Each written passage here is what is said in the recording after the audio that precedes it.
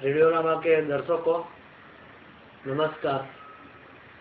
आज मैं हमारे रेडियो सिलोन के एक ज़माने के जाने माने प्रसारक और कई कई नए प्रोग्रामों के जन्मदाता और फिल्म संगीत में कार्यक्रमों के विविधता के लिए जिन्होंने बहुत काम किया है, वैसे श्री गोपाल शर्मा जी के घर पर हूँ और हम उनके बारे में कुछ न कुछ बातें करेंगे। तो गोपाल शर्मा सर, रेडियोनामा में आपका स्वागत है। नमस्कार। नमस्कार। और सबसे पहले तो मैं आपको ये पूछना चाहूँगा कि आप रेडियो में कैसे आए? बचपन से ही शौक था कुछ अच्छा काम करके नाम कमाने का। बीए करने के बाद मैं मुंबई आ गए। स्वर्गीय बलराज साहनी के ग्रुप जुगुआर थिएटर में काम करना शुरू कर दिया। उन्होंने एक दिन सलाह दी कि गोपाल, फिल्म लाइन में तुम्हारी जो लगन है उसमें तुम्हारा भविष्य अच्छा नहीं है। तुम्हारी आवाज़ और तुम्हारी भाषा बहुत अच्छी है, अगर तुम रेडियो में जाओ तो तुम आश्चर्यजनक काम कर सकोगे। बस उनकी सलाह का ऐसा असर हुआ कि हमने रेडियो की तरफ ही अपना कदम बढ़ा दिया। मोनिया की बीमारी से रेडियो मोनिया की बीमारी में घुस गए और फिर श्री विजय किशोर दुबे ने हमारा चुनाव किया रेडियो सिलोन के लिए और हम रेडियो सिलोन में पहुंच गए सन 1956 में। और बाद में तो आपका सफ़र अविरत 11 साल तक रेडियो सिलोन में चला और कई कई नए नए प्रयोग किए, तो उनके बारे में आप कुछ बताएंगे कि ऐसी प्रेरणा आपको कैसे मिली? और जैसे आपने कई नए प्रोग्राम एक और अनेक में कुछ परिवर्तन बदलते हुए साथी ये भी सुनिए, जैसे कई कई प्रोग्राम बनाए थे। शास्त्रीय संगीत पर आधारित फिल्म संगीत का कार्यक्रम सरगम, बदलते हुए साथी, एक और अनेक, शीर्षक संगीत, ये भी सुनिए। पसंद अपनी अपनी, ख्याल अपना अपना। मेरा शौक़ ये था कि फिल्म संगीत को नए नए तरीके से पेश किया जाए और श्रोताओं को ज़्यादा से ज़्यादा मनोरंजन मिले। तो उस लगन में एक के बाद एक नए नए आइडियाज़ आते चले गए दिमाग में और ये मेरी लगन और मेरे गुरु दुबे साहब का आशीर्वाद और भगवान का वरदान कि ऐसे ऐसे प्रोग्राम के उन प्रोग्रामों से पहले ये नाम भी रेडियो जगत में किसी ने या श्रोता जगत में नहीं सुने थे। तो आप अभी जैसे बताए, कल और आज में पुरानी आवाज़ और 20 साल 15 साल के बीच के अंतर के नई आवाज़ में एक ही प्रकार का गाना बजाना, या बदलते हुए साथी, एक गायक आउट हो गया उसकी जगह दूसरा गायक आ गया, फिर पहला गायक आउट हुआ तो उसकी जगह एक और गायक आ गया। इस तरह से साथी बदलते चले गए।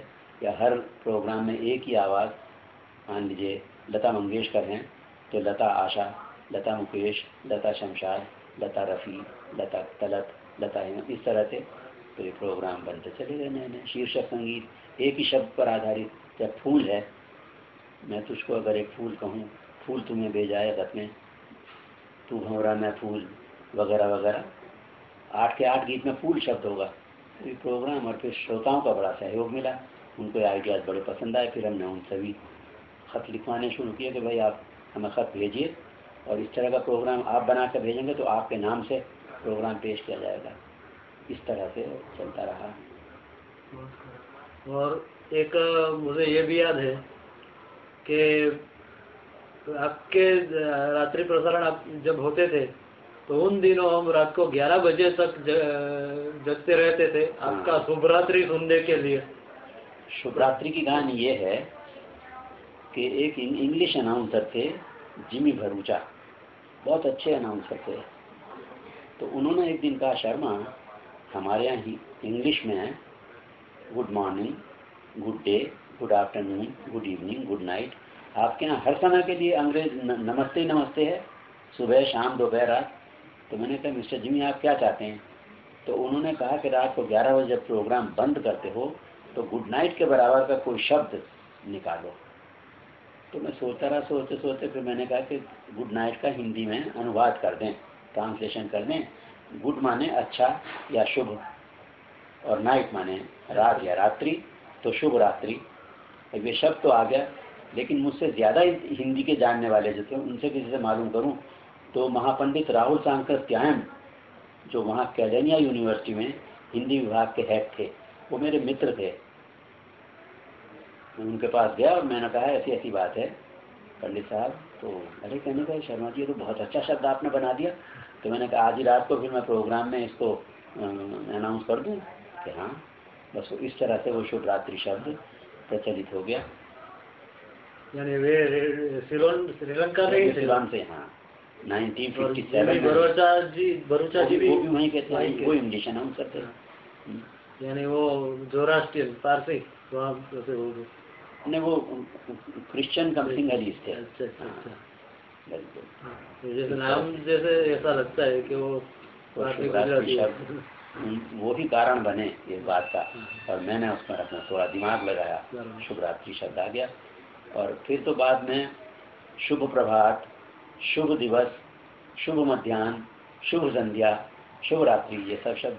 लेकिन क्या है, मुझको व्यापारिक बना नहीं आया, वरना ये सब शब्द प्रचलित बहुत ज्यादा हो गए होते और लोग बोलना शुरू कर, उसको तो इसमें लाना है। और फिर नए सिलोन से बम्बई आने का सफर कैसा रहा आपका? सिलोन से 11 साल बम्बई आ गए और यहाँ पर ऑल इंडिया रेडियो पर, विविध भारती पर व्यापार विभाग शुरू होने की स्कीम थी। हमको दिल्ली में director general doctor Narayan Menon, जो वर्ल्ड के बेस्ट वीणा वादक भी रहे हैं, उन्होंने सरकारी तौर से हमको बुलवाया, होटल में रखा, हमको 3 दिन हमसे बातचीत की, डिस्कस किया, और वो बहुत खुश हुए हमारे काम को देख करके, सुन करके हमारे बारे में। उन्होंने कहा कि आप विविध भारती के इंचार्ज बन जाइए। मैंने कहा मेरी एक ही शर्त है, पैसे की मुझे चिंता नहीं है, केवल एक शर्त है, मुझे काम करने की स्वतंत्रता मिलनी चाहिए, जो आपके यहाँ नहीं मिल सकती। आपका स्लोगन है बहुजन हिताय बहुजन सुखाय, लेकिन मेरे हिसाब से हो रहा है बहुजन रुलाए स्वजन हिताय। तो मैं इस आपका जो स्लोगन है, नारा है, उसको सही मायने में श्रोताओं के सामने प्रूव करूंगा कि बहुजन हिताय बहुजन सुखाय क्या होता है। तो कहने लगे क्या करेंगे? मैंने कहा जो बेकार के प्रोग्राम हैं आपके यहाँ, जिनसे श्रोताओं का कोई मतलब नहीं, मनोरंजन नहीं, वो सब प्रोग्राम बदल दूंगा और नए नए प्रोग्राम लाऊंगा। ये तो बड़ा मुश्किल हो जाएगा। मैंने कहा मेरा आना भी यहाँ मुश्किल हो जाएगा, मैं स्वतंत्र रूप से काम करूंगा और अपने हिसाब से काम करूंगा। तो फ्रीलांसर के तौर से मैं काम करता रहा इतने टाइम से। अभी पिछले 5 साल से बंद किया मैंने काम करना, और उसमें मैंने नए नए प्रोग्राम अपने हिसाब से किए।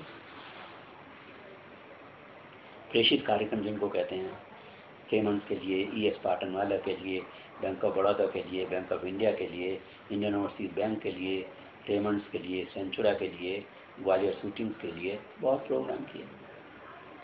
एक रेमंड के प्रोग्राम के एक एपिसोड के बारे में मैं बात करना चाहता हूँ। जैसे शंकर जी और जे.के. सिंह जी के देहांत पर आपने प्रस्तुत किया था, जे.के. सिंह जी का प्रोग्राम श्रद्धांजलि प्रोग्राम,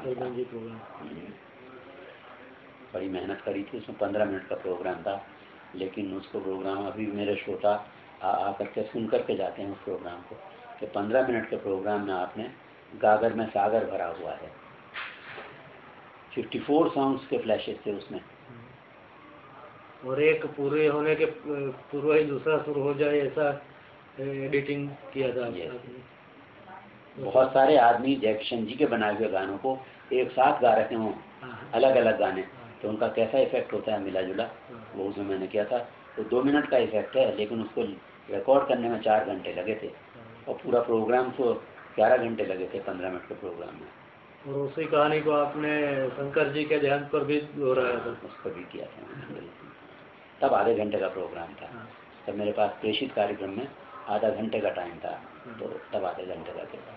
और फिर उस तरह के बहुत प्रोग्राम किया। फिर उससे पहले जो श्रद्धांजलि प्रोग्राम होते थे, दूसरे अपना उद्घोषक, अनाउंसर पूरे पूरे गाने बजाया करते थे।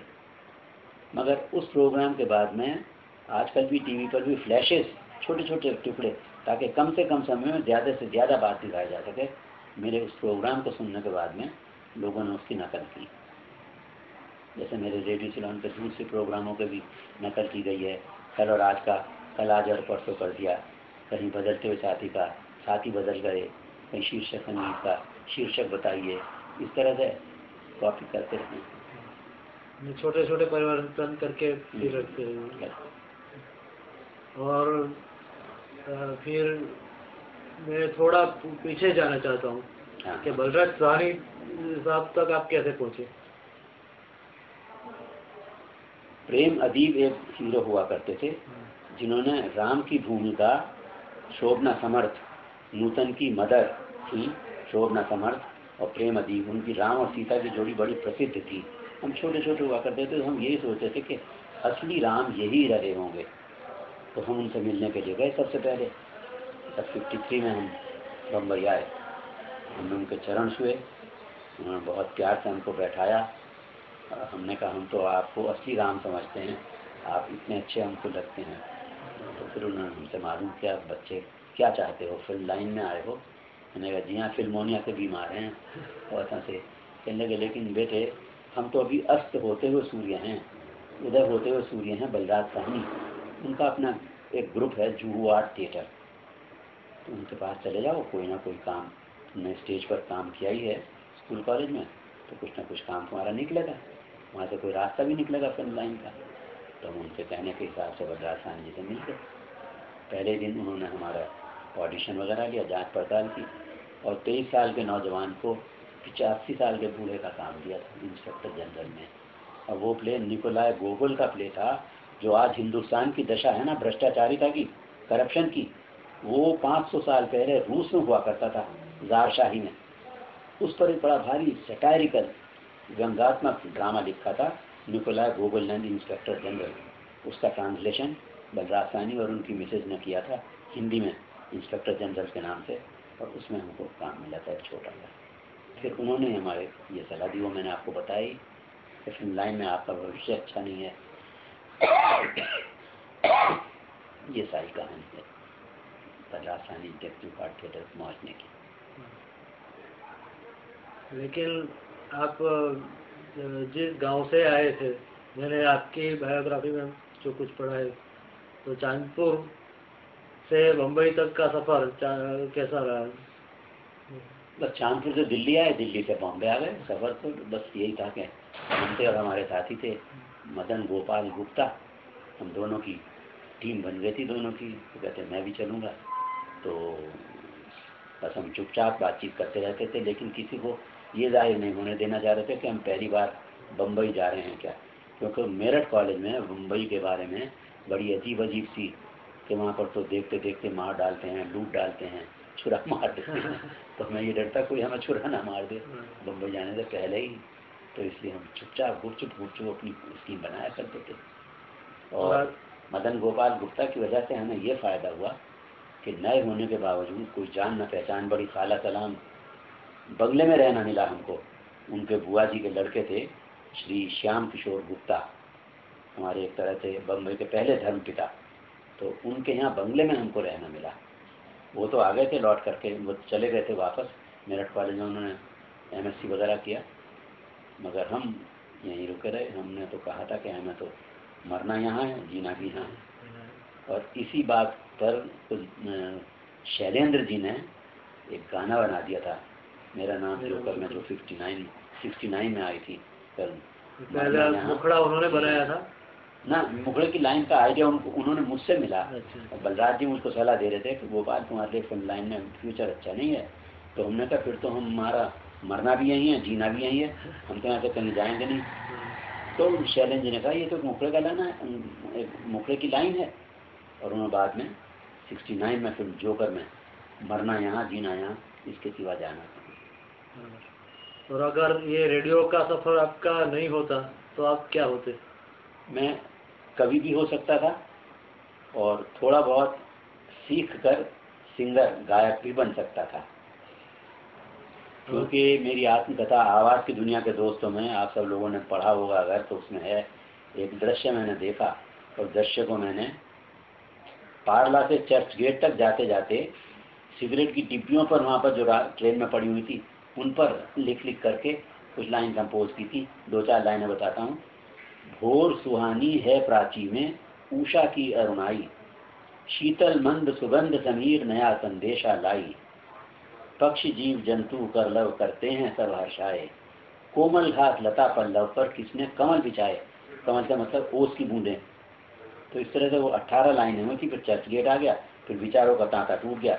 वो 18 लाइनें बस उतनी ही हैं, वही मेरी आत्मकथा में पढ़ने को मिल सकती हैं। बाद में कोई और पोएट्री या कविता जैसे मैं करता रहता था, जैसे खिड़की से झांक रहा चंदा, किरणों का डाल रहा फंदा, या जैसे लहर ने पूछा लहर से, जा रही किस ओर तुम, मुस्कुराई और बोली तुम जिधर उस ओर हम। या जैसे दिवाली आई प्राण प्रिय, कुछ गीत मनोहर गाओ तुम, जो दीप जले हैं घर घर में उन पर जलते हैं परवाने, जिन पर न जले कोई परवाना एक ऐसा दीप जलाओ तुम। तो मैं ऐसे ऐसी चीज़ें लिखता रहता था। जब सिलोन गया तो योगेश गीतकार को, जो मेरा दोस्त था, उसको मैंने अपनी कॉपी दे गया था। उसने उसमें से क्या क्या इस्तेमाल किया मुझे पता नहीं। गायक हो सकता था, क्योंकि जयकिशन जी ने एक बार मेरी आवाज़ में कुछ रिकॉर्डिंग सुनी, तो उन्होंने कहा कि बस आवाज़ में तुम्हारी जादू, अपना म्यूज़िक है, लेकिन तुम्हें सिखाया नहीं गया, तुम रेडियो सिलोन छोड़ दो और 1 साल में अपने साथ रखूँगा और तुमको प्लेबैक सिंगर बना सकता हूँ। लेकिन मैंने हाथ जोड़कर आज्ञा मांगी कि आपका धन्यवाद, आपने मेरी हिम्मत बढ़ाई, लेकिन अब मैं प्लेटफॉर्म पीछे रह गया, मैं आगे बढ़ गया हूँ, क्योंकि अब मैं रिस्क नहीं ले सकता। मुझे जिस चीज़ की प्यास थी बहुत ज़्यादा नाम कमाने की, वो मुझे भरपूर मिल रहा है। फिल्म लाइन अनिश्चितता की लाइन है, अनसर्टेन है, पता नहीं कब क्या हो जाए। आपने मेहनत करके मुझे प्लेबैक सिंगर बना दिया, लेकिन दूसरे संगीतकारों ने मुझे चांस ही नहीं दिया। या गाने रिकॉर्ड हो गए, फिल्म नहीं बनी, फिल्म बन गई, रिलीज़ नहीं हुई, रिलीज़ हो गई, फिर फ्लॉप हो गई, तो मेरा तो अनिश्चितता में घुस जाऊँगा। अभी तो मुझे वहीं रहने दीजिए, आपके बढ़िया संगीत को बजा बजा कर मज़ा लेने दीजिए और श्रोताओं को उस संगीत से परिचित कराने दीजिए। तो इस तरह से मैंने वो ठुकरा दिया था। BBC लंदन के लिए 2 बार ऑफ़र आए कि आपके इतने बढ़िया प्रोग्राम, स्टैंडर्ड के प्रोग्राम हैं, इतनी अच्छी आवाज़ है, आपका स्तर बहुत अच्छा है। मैंने कहा नहीं, मुझे रेडियो सिलोन के मुकाबले BBC पर जाना पसंद नहीं, क्योंकि रेडियो सिलोन करोड़ों सुनने वाले हैं और BBC लंदन लाख ही आदमी सुनते होंगे। पैसा तो बहुत ज़्यादा मिलेगा, मगर उन पैसे की चिंता नहीं है। मुझे बस ये चिंता है कि श्रोता मेरे ज़रिए ज़्यादा से ज़्यादा मनोरंजन प्राप्त करे। और वहाँ तो फिल्म संगीत के नाम पर 1-2 महीने में एक आध प्रोग्राम मांड 5-10 मिनट का आता था। और रेडियो सिलोन संगीत का महासागर, और फिर काम करने की आज़ादी बहुत थी। कुछ भी करो, कोई परमिशन लेने की ज़रूरत नहीं है। उसका परिणाम, उसका रिजल्ट रेडियो सिलोन के नाम बढ़ाने में होना चाहिए, रेडियो सिलोन की लोकप्रियता बढ़नी चाहिए। उस हिसाब से हमने जो भी किया बस अच्छा ही हो गया। और एक किस्सा और बताइए, अधिकार फिल्म का। कौन सा? अधिकार। अच्छा, अधिकार। हाँ, हम रिहर्सल कर रहे थे बलराज साहनी जी के साथ, तो मोहन सहगल, जिन्होंने बड़ी अच्छी अच्छी फिल्में बनाई हैं, वो आए और बलराज जी से कहने लगे कि पापा जी, आपके थिएटर के 3-4 कलाकार चाहिए, एक गाने की पिक्चराइजेशन करनी है। तो उन्होंने सबसे पहले मेरी तरफ इशारा लगाया कि ये जो है गोपाल, ये हमेशा गुनगुनाता रहता है, इसको तो सबसे पहले लियो। और 3-4 और लोगों को लिया। फिल्म अधिकार की शूटिंग के लिए हमको ले जाया गया। तो वो गाना था, माटी कहे कुम्हार से तू क्या रौंदे मोए, एक दिन ऐसा आएगा मैं रौंदूंगी तोए, माटी में मिल जाना रे भाई, माटी में मिल जाना।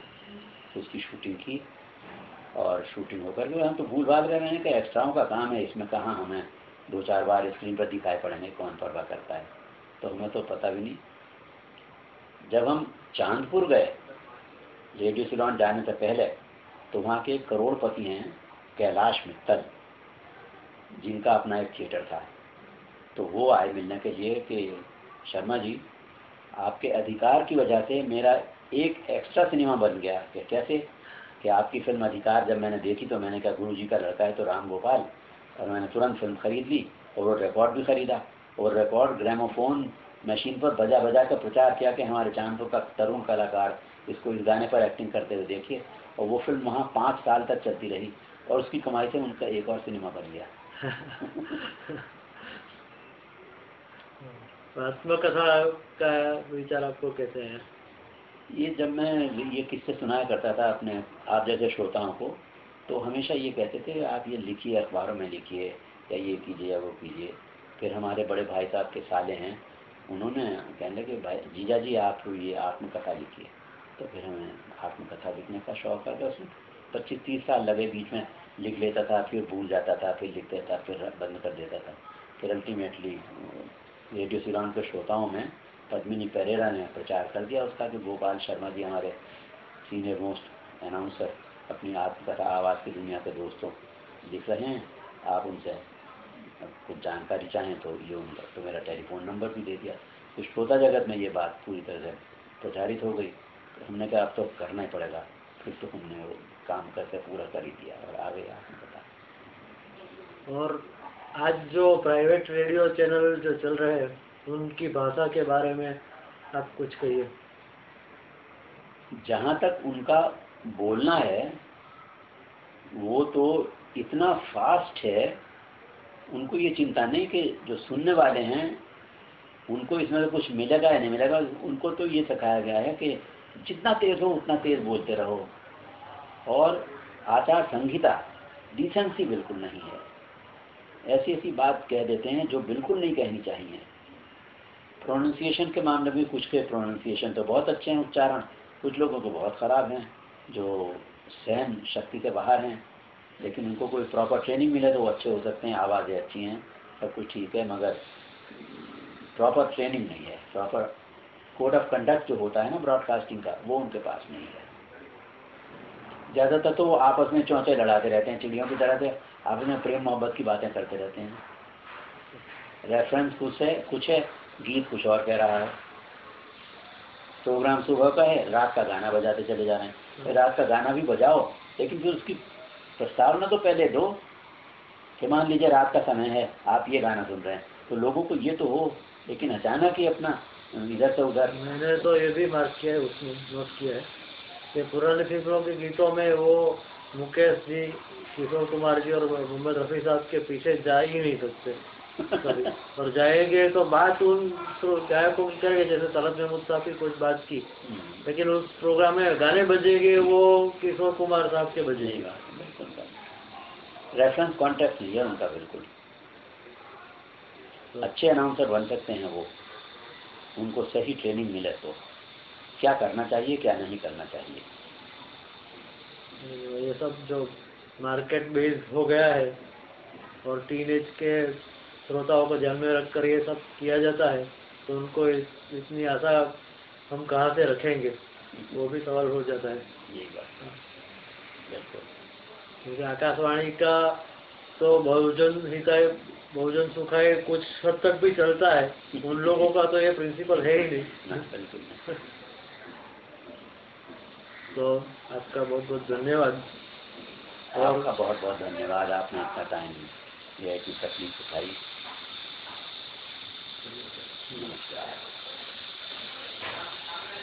आज ये 28 दिसंबर को आप अपनी आयु के 80 साल पूरे करने वाले हैं। तो इसके इस वक्त में ये आपकी मुलाकात ये रेडियोनामा पर हम प्रस्तुत कर रहे हैं। तो इसके लिए आपको जन्मदिन की शुभकामनाएं, और आप पूरे 100 साल तक, यानी जैसे आनंद फिल्म में जो बोलते हैं कि जिंदगी बड़ी होनी चाहिए लंबी नहीं, तो हम आपको ये कहते हैं कि जिंदगी आपकी बड़ी भी हो और लंबी भी हो। बहुत बहुत धन्यवाद पीयूष जी, बहुत बहुत धन्यवाद। नमस्कार।